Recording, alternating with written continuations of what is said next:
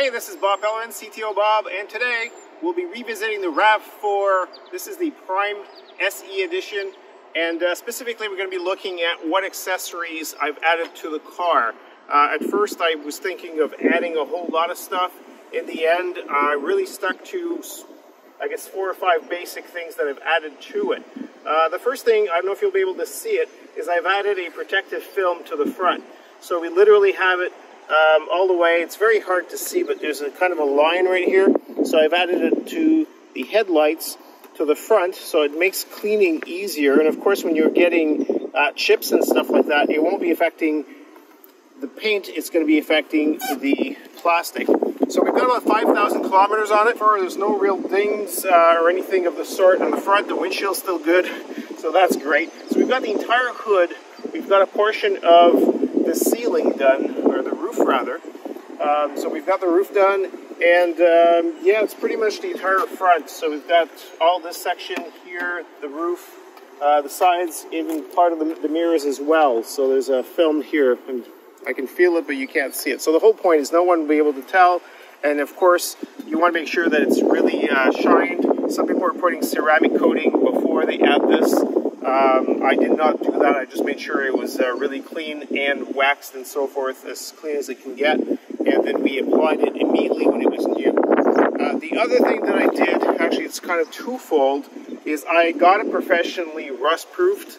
I'm living in Canada at this point, so rust is an issue. I know my friends out in Florida will have similar issues. And what they've done is I've chosen a company that actually took the doors aside, and they really took a whole day to do this, and they will get into the nooks and crannies of the car to make sure that the rust doesn't happen in places that are hard to reach.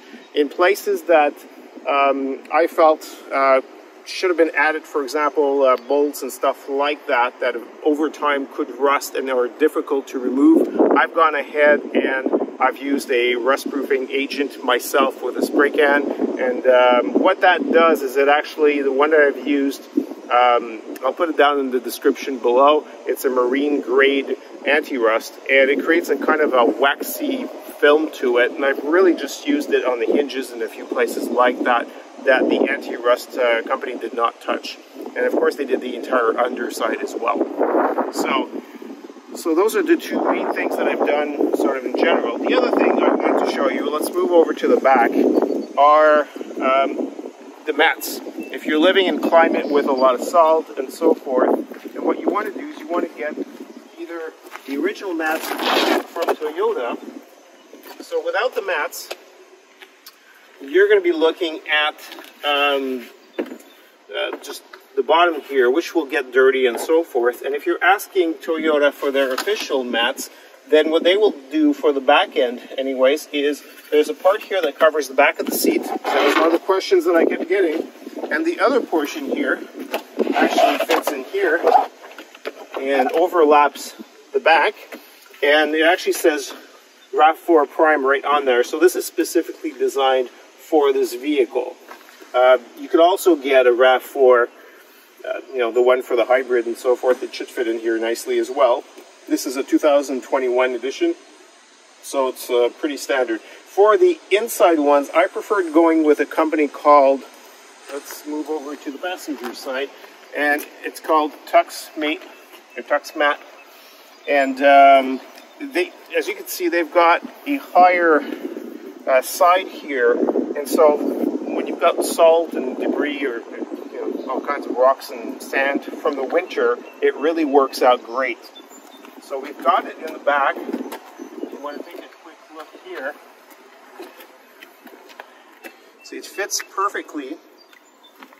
And of course you want to make sure, whatever you buy, that you keep this vent here free from obstacles, just because you might overheat. This is actually the ventilation for part of the hybrid system. It's basically venting some components in there, and you know, battery and that sort of thing. So let's go ahead and put this one in the front. So without, obviously, the mats, it does, usually they give you some mats from Toyota. Of course, they just don't have this degree of depth and protection to them. So they're quite easy to set up. You simply put them in. They're very form-fitting. And they're a little dirty because we've been stepping on them. But as you can tell, that's pretty easy to set in there and forget about it. The other things that I've added, and I've shown you two in here, is if you have a cell phone, in my case I've got an iPhone 12, which is a Pro version, and one of the things that I found is this company called ESR. Again, I'm not being sponsored by them, and I'm not getting anything from them. I actually paid for these. And so you've got the one that simply clips on, which is quite easy, and it is magnetic, so you just take your phone, you clip it right on there.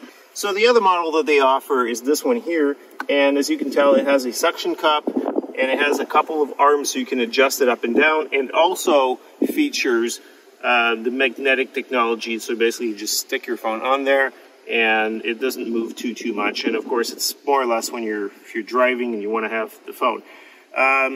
Last but not least of the other features, so far everything as is has been very good. I haven't had to really modify anything.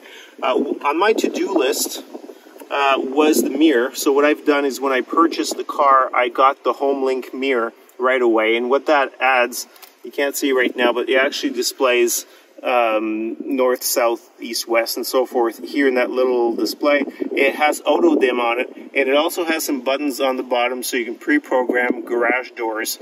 So when you get to your residence and your secondary house or your in-laws or your parents, whatever it is, you can pre-program these and open multiple garages. So that's also nice, so you don't have to have another remote control somewhere in the car. Another nice gadget that I found is this here. What this allows you to do is to have Carplay Wireless. So instead of having to connect the wire back to the phone continually, so if you're in and out of your car, you plug this into the car, you will sync up your phone with this unit, and the CarPlay, as soon as you start the car, will automatically connect without you having to plug any wires in. So once you set this in, there's no more wires to be plugged and unplugged continually. Of course, you can continue to plug in a wire for power to recharge your cell phone, but the CarPlay basically works wonderfully with this. So you'll be able to listen to music that's off your phone. You'll also be able to listen to podcasts and stuff like that. And of course, the entire range of CarPlay features will work. We'll put the links below to this and the other products that I've discussed.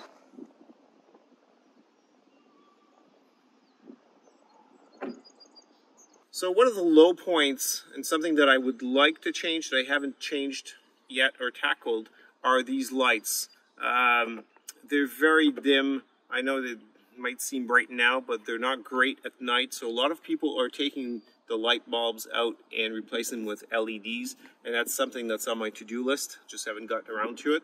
So we'll let you know in the description below what you can use. So I'm Bob Pellerin. I hope you enjoyed this video. You can visit us at www.ctobob.com. Leave us some comments below, and we'll see you in the next video.